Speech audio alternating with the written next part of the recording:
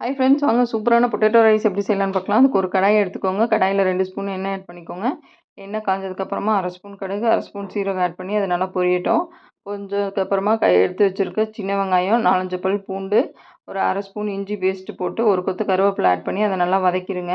வதங்கினதுக்கப்புறமா நமக்கு ரைஸுக்கு தேவையான அளவு பொட்டேட்டோ கட் பண்ணி வச்சுருக்கேன், அதையும் ஆட் பண்ணி அதை ஒரு வாட்டி வதக்கிட்டு 1/2 ஸ்பூன் கரம் மசாலா, 1/2 ஸ்பூன் மஞ்சள் தூள், தேவையான அளவு ரெட் சில்லி பவுடர், ஒரு ஸ்பூன் மல்லித்தூள், தேவையான அளவு உப்பு ஆட் பண்ணிக்கோங்க. உப்பு ஆட் பண்ணி இதை நல்லா எண்ணெயிலே நல்லா ஃப்ரை பண்ணிக்கோங்க. பொட்டேட்டோ வந்து நல்லா தண்ணி ஆட் பண்ண வேண்டாம்.